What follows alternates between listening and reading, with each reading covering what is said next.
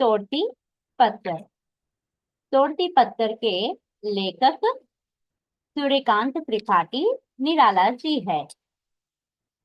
पहला, इस कविता का शीर्षक तोड़ती पत्थर है। तोड़ती पत्थर माने पत्थर तोड़ने वाली एक स्त्री है, और पत्थर तोड़ने वाली एक स्त्री का जीवन परिचय है, और इसलिए इस कविता का शीर्षक तोड़ती पत्थर है। तो तोड़ती पत्थर के लेखक सूर्यकांत त्रिपाठी निराला जी के जीवन परिचय के बारे देख लेंगे। श्री सूर्यकांत त्रिपाठी निराला जी का जन्म सन 1898 ईस्वी में बंगाल के महिषादल में हुआ था। उनके पिता राम सहाय तिवारी महिषादल राजघराने सिपाही का काम करते थे। उनकी प्रारंभिक शिक्षा बंगाल भाषा में हुई। उन्होंने संस्कृत का भी अध्ययन किया। पत्नी मनोहरा देवी से प्रेरणा पाकर वे हिंदी भाषा और साहित्य की ओर झुके। कवि निराला ने प्रत्येक क्षेत्र में नएपन का झंडा फहराया। सभी बंधनों के प्रति विरोध की भावना उनके लेखन में पाई जाती है। उनका व्यक्तिगत एवं पारिवारिक जीवन दुखमय रहा। दुख ही जीवन की कथा रही। कहने वाले कवि को सामाजिक विषमता ने व्यथित किया था। भिक्षुक, तोड़ती पत्थर आदि कविताओं में उनकी इन्हीं भावनाओं की अभिव्यक्त हुई है। वे क्रांतिकारी कवि के रूप में जाने जाते हैं।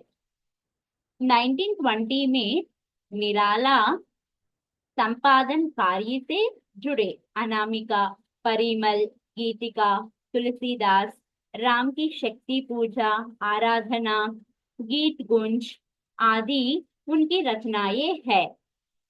अनुवाद व भक्तों की जीवनियां भी लिखी है। इनके साहित्य में खोज गुण की प्रधानता देखते ही बनती है। छंद के बंधनों को तोड़ने के बावजूद कवि छंद के महत्व को समझते थे।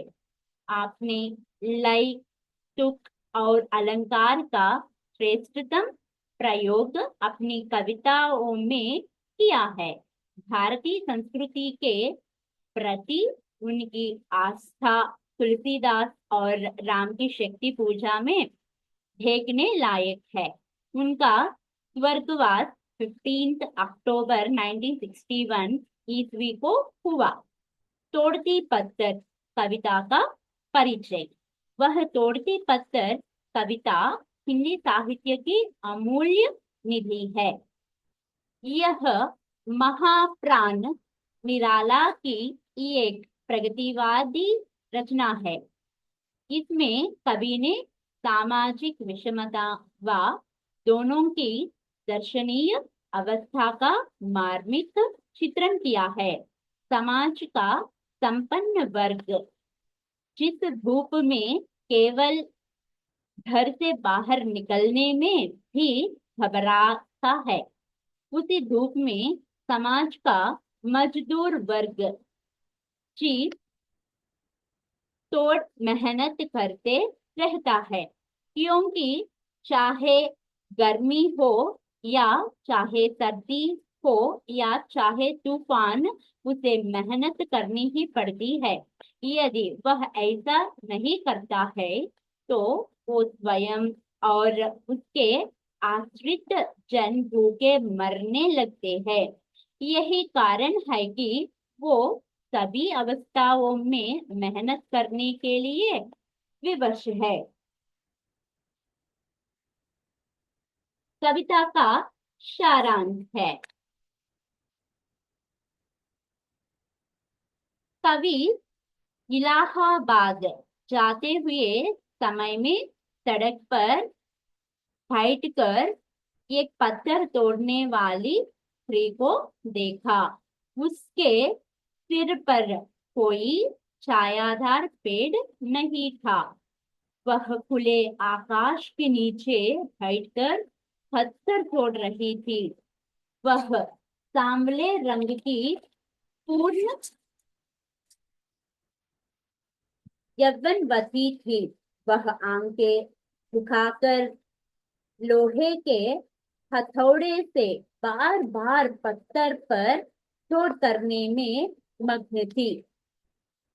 सामने चार दीवार थी और उस दीवार से लगकर पंक्तिबद्ध पेड़ थे और उन पेड़ों के बीच एक ऊंचा भवन था। वो गर्मियों के दिन थे। हर पल धूप की तीव्रता बढ़ती जा रही थी। शरीर को झुलसा देने वाली लू चल थी। सारी धरती रुई की तरह जल रही थी। धूली तन चिंगारियों की तरह शरीर को झुलसा रहे थे।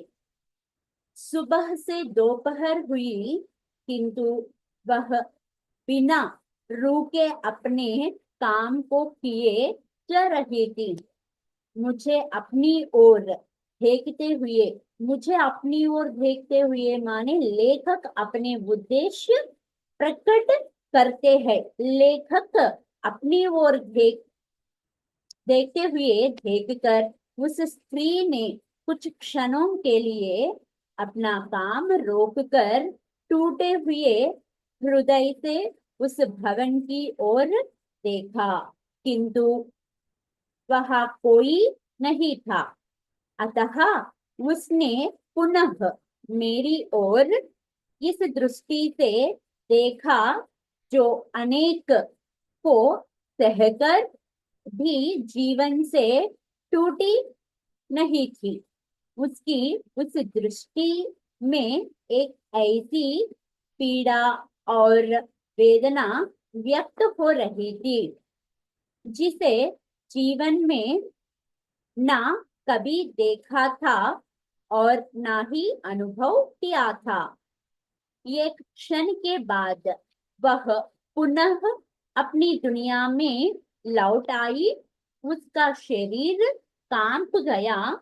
माथे से पसीना छूट लगा और वह पुनः अपने काम में लीन हो गई, जैसे कह रही हो कि केवल पत्थर तोड़ने ही मेरे भाग्य में है, इसके सिवाय मैं कुछ और सोच नहीं सकती।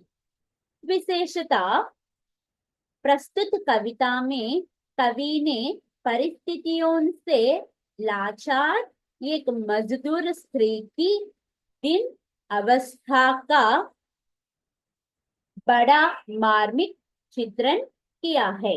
इस संदर्भ में लेखक ने समाज में अमीर और गरीब लोगों के बीच में भिन्न और व्यत्यास को व्यक्त किए थे।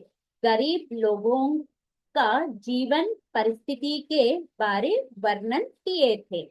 वे लोग समाज में अपने जीवन बिताने के लिए मुश्किल हो गए हैं। इसी कारण से आजकल समाज में जो आम लोगों की परिस्थिति कैसे होते हैं, अमीर लोग और कुछ अमीर बन जाते हैं और गरीब लोग और गरीब बन जाते हैं। इसी कारण से गरीब लोगों को सहायता करना चाहिए और उन लोगों को समाज में रहने के लिए अवकाश भी देना चाहिए। ऐसा कब इसमें लेखक ने इलाहाबाद को जाने के समय रास्ते पर एक स्त्री को देखकर अपनी अपने व्यथा को उल्लेखित किए हैं।